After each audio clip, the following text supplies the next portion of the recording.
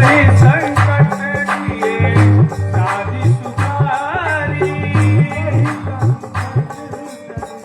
साधु सुखारी। राम भगत हित नरुतन हारी, राम भगत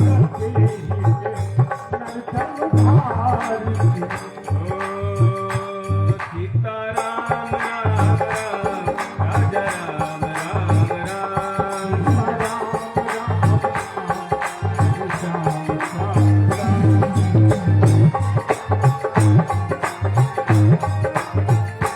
राजा राम राम राम राजा राम राम राम।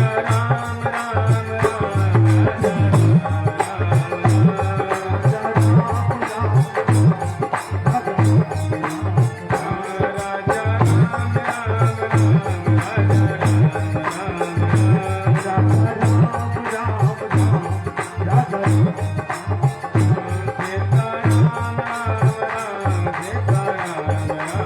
राजा राजा राम राम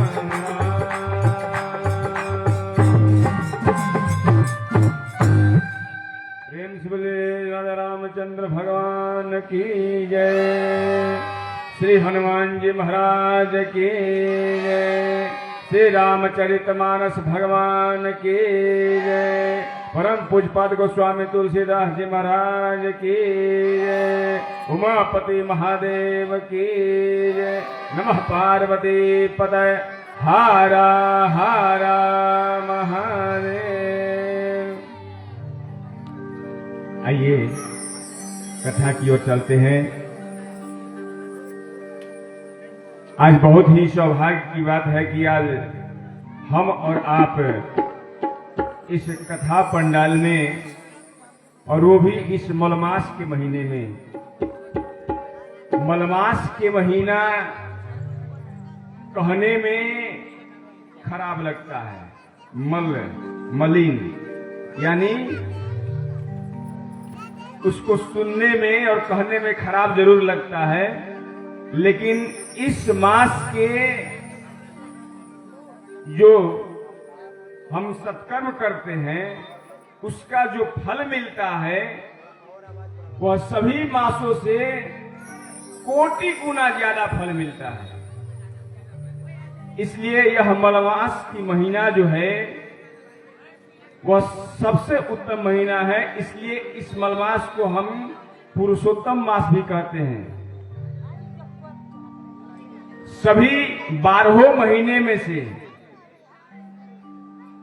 किसी दिन कोई तिथि दो दिन लग गया, कोई तिथि 1 दिन लग गया, वही घटते बढ़ते जो क्रम हो जाता है वह आगे चल करके 3 साल के बाद में वह 1 साल का रूप धारण कर लेता है, जिसको हम लोग मलमास कहते हैं।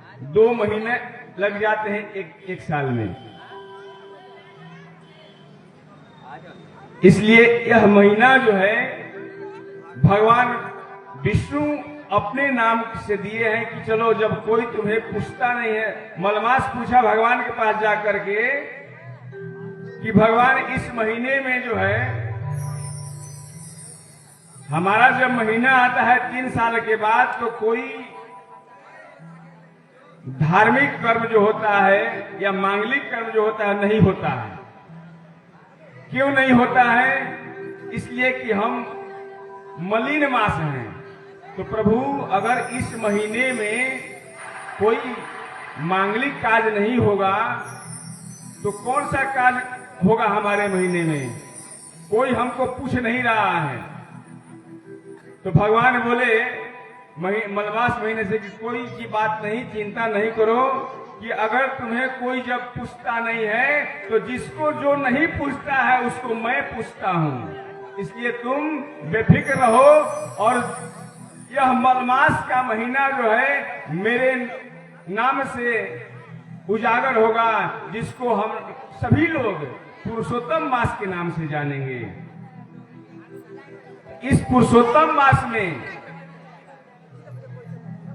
मांगलिक कार्य तो वर्जित है, लेकिन सत्कर्म करना वर्जित नहीं है।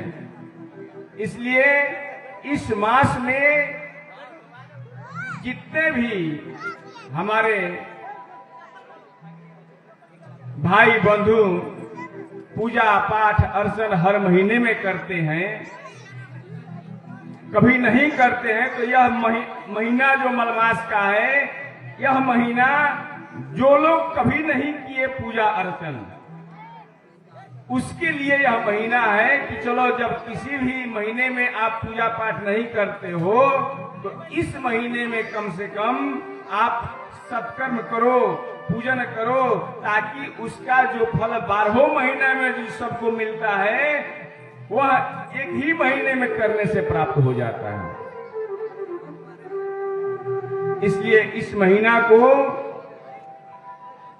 बहुत ही सुंदर और सुव्यवस्थित ढंग से माना जाता है, क्योंकि यह मलमास का महीने में जितने भी हम सत्कर्म करेंगे वह करोड़ों गुना फल देता है। इसलिए इस मलमास के महीने में हम और आप, बहुत ही सौभाग्य की बात है कि आप और हम आए हैं इस पंडाल में बैठ कर के हम भगवान के गुणगान कर रहे हैं, उनके चरित्र का वर्णन कर रहे हैं, नाम संकीर्तन कर रहे हैं। इस कलिकाल में नाम संकीर्तन ही एक ऐसा सूत्र है हम लोगों का जो हम लोगों को इस भवसागर से पार करेगा। सतयुग, त्रेता युग, द्वापर युग में जो ऋषि मुनि तप किया करते थे, हजारों हजारों वर्ष तप करते थे, तब जाकर के भगवान प्रसन्न होते थे।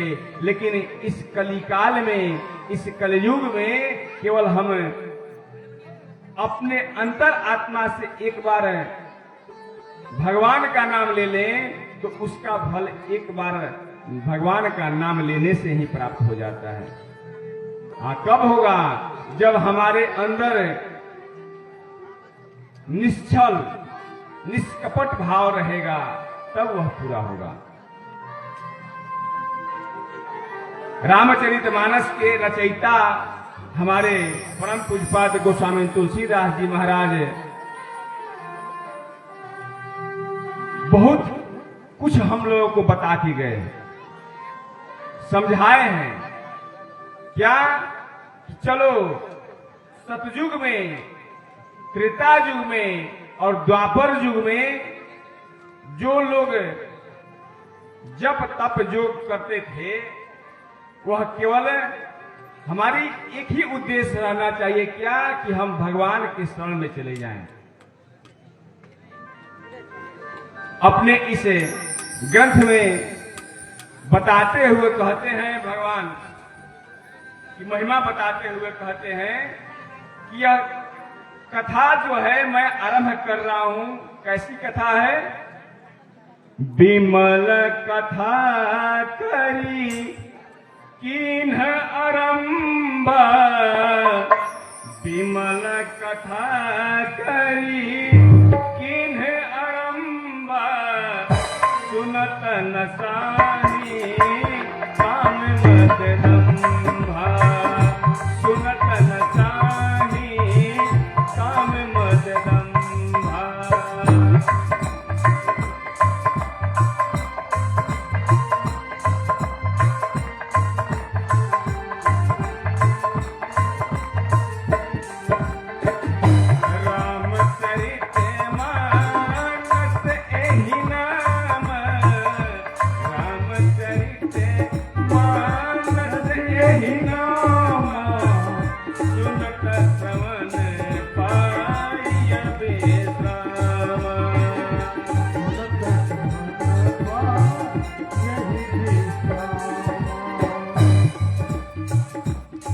गोस्वामी जी कहते हैं यह कथा जो है विमल कथा है।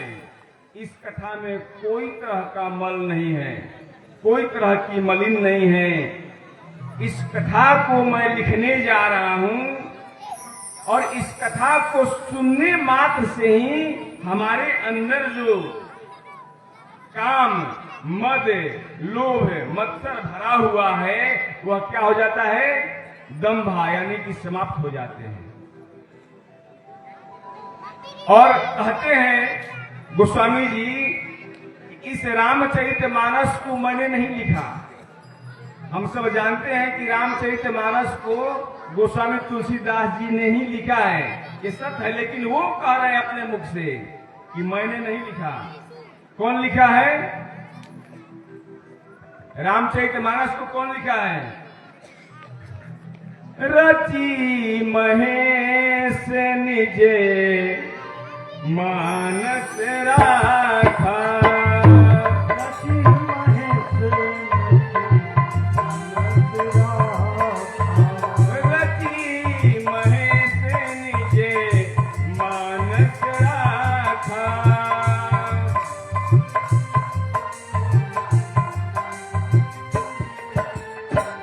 पाई सुसमयो शिवासन भाखा, राम सिया राम सिया जय जय राम।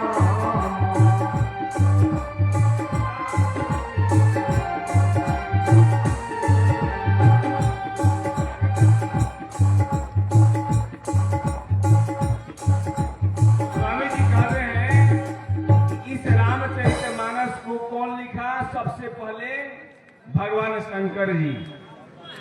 और शंकर जी इस मानस को रचे हैं और वह कहाँ रखे हैं? अपने मन में रखे हैं।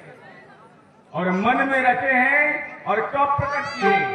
जब सुसमय, सुसमय मतलब सुंदर समय, जब सुंदर समय आया तो शंकर जी पार्वती मैया को स्मरण कराए। सुंदर समय कब है? कब हम जानेंगे कि सुंदर समय आ गया? जिस समय भगवान के गुणगान सुनने का, कथा सुनने का प्रबल उत्कंठा जागृत हुई, तो समझिए कि हमारे जीवन में सबसे सुंदर समय वह है। सबसे सुंदर समय कब है?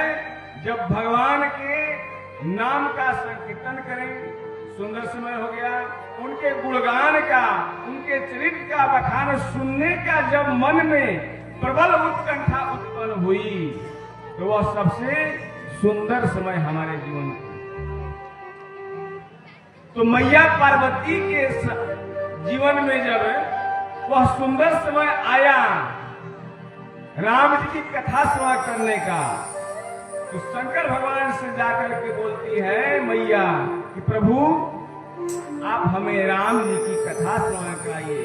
तब भगवान शिव ने मैया पार्वती को यह कथा श्रवण कराई। गोस्वामी जी कब इसकी रचना किए हैं? 1631 संवत 1631 संवत 1631 करऊ कथा हरि पद धरि सीसा, करऊ कथा हरि पद धरि सीसा।